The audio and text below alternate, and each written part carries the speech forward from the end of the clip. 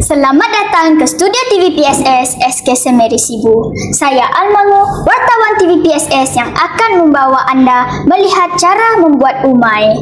Sebelum itu, saya kena memperkenalkan umai. Umai ialah makanan tradisional orang Melanau di negeri Sarawak. Hari ini, saya akan memperkenalkan dua orang guru kita yang akan menunjukkan cara membuat umai. Di sebelah kiri saya, Cikgu Nicholas. Hai. Di sebelah kanan saya, Cikgu Hanita. Hai. Untuk membuat umai, apakah bahan-bahan yang kita perlu sediakan? Ialah kita perlukan ikan empirang, bawang merah, bawang besar, cili padi dan cili merah, limau kasturi, bahan yang paling penting untuk umai, sedikit garam dan Ajinomoto.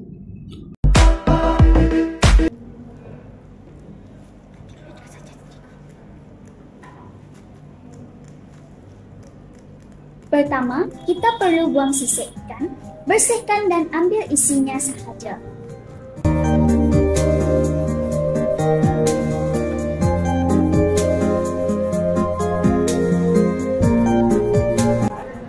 Kemudian, isi ikan tadi dipotong kecil dengan pisau tajam.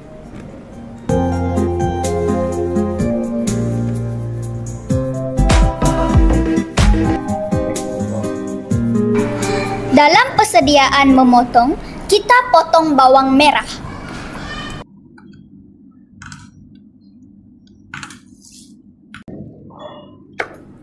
Sekarang, kita potong cili padi dan cili merah.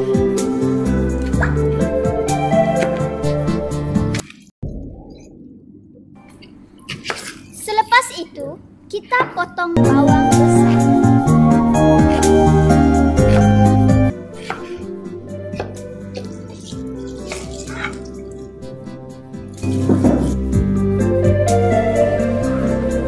Kemudian, tumbuk bahan-bahan yang telah dipotong dengan batu lesung.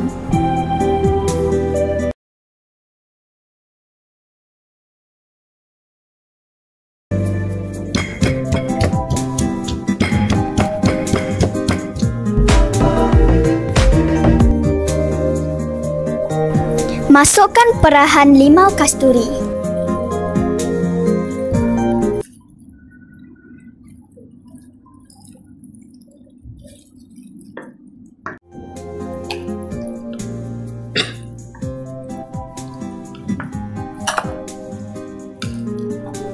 Kemudian, gaul dengan sebatik.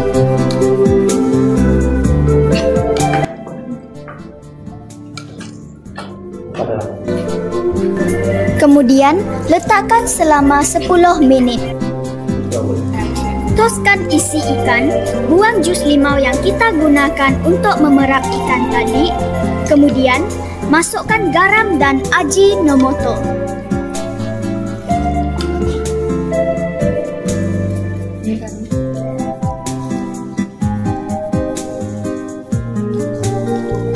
Selepas itu, satukan isi ikan tersebut dengan bahan-bahan yang telah ditumbuk.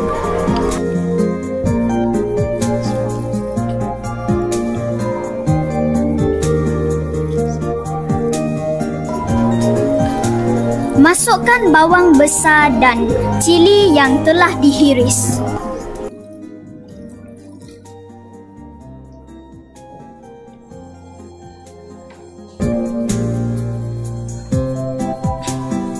Terakhir, cuba hiaskan.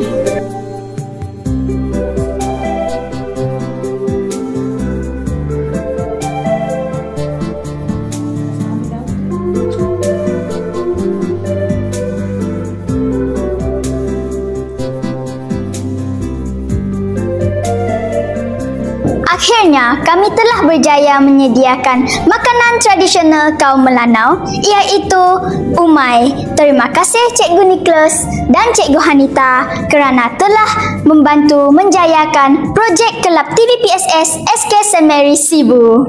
Sekian, terima kasih.